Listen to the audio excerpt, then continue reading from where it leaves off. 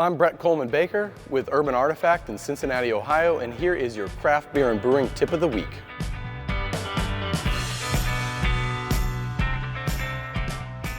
We use a lot of purees at Urban Artifact. It's important for you as a brewer to know that when you're using purees, there is a very wide range of quality. I'm going to spend a little bit of time talking more in depth about purees just because we use them so much, and it's important for you to also use that same knowledge when you're out there buying fruit. Juices are great, concentrates are great, whole fruit's great. Puree is really going to be your bread and butter to get the biggest impact of all those things put together without being too niche. So we're going to focus here on purees for a second. When you're looking at your supplier for your purees, there's a couple of things that are really important. One, where did the fruit come from? Two, where did the puree get made? And three, how much whole fruit is that puree? Purees in the United States are not a regulated term. It means nothing to the US government, which means it means nothing to suppliers. You can just call any type of fruit slop a puree. That could mean that the number one ingredient on that fruit puree ingredient statement is actually sugar. And the number two ingredient might be water, and the number three ingredient might be a different type of sugar. And then eventually you'll get to a fruit juice or a flavoring. That's not a puree. That's a one-off, masquerading as a puree. And that's okay, but it's not a puree, so it's important for you to understand. Now, those products aren't bad. I'm not saying that. I'm just saying they're not a puree, so you need to understand what you're buying when you're buying a puree. If you're buying a puree and you want to church it up and add your own top flavorings, great. Or you can buy an all-in-one thing. There's suppliers out there who are selling purees that are not necessarily purees. But just know what you're getting into. If you don't know what you're buying, you're not going to be able to use it effectively.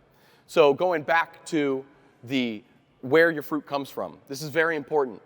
Blueberries grown in Mexico taste different than blueberries grown in Maine, taste different than blueberries grown in Michigan. And I'm not talking about the difference between high bush and low bush blueberries. I'm specifically just talking about the same varietal of blueberry or blackberry grown in different countries is going to taste vastly different. It's also going to be different how they make that puree because they know they're making it for the American market. They know that they don't need to follow European guidelines, for instance, which in Europe, a puree means whole fruit. 1-to-1, one piece of fruit mushed up into another piece of fruit with the seed removed. That's the only difference in Europe. In the US, that doesn't matter. So we've gotten blackberry purees before in the past that have been 90% juice. I don't want a blackberry puree that's 90% juice. I want a blackberry puree that's 100% whole fruit just mushed into a puree. So it's important to get the samples like I said, but it's also important to know where your fruit comes from. And if you know where your fruit comes from, you can replicate that in future years. Climate change, we all know is real. That impacts more than anything is fruit harvests. And fruit harvests being impacted by fruit means you're going to get some markets that aren't going to have viable fruit for 1 year and some markets that are. Mexico is great. They are making so much more fruit. Their government is spending a ton of money on research right now to continue to increase the amount of agricultural production that is coming out of Mexico. Specifically, I said blackberries and blueberries because they're spending actually a ton of money on getting viable blackberries and blueberries in Mexico. But the product quality, in my experience, has been less than that of stuff coming out of the Pacific Northwest or for blueberries out of Michigan or Maine. I'll even take berries out of the Pacific Northwest over berries from England.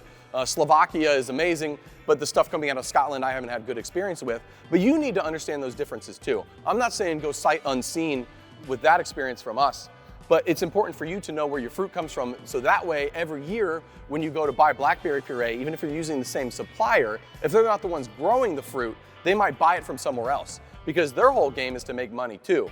And most brewers, most end users aren't going to ask where the fruit came from. They're not going to ask where it was pureed. And all of that is going to impact year over year how that blackberry tastes, how any other fruit puree you're getting tastes.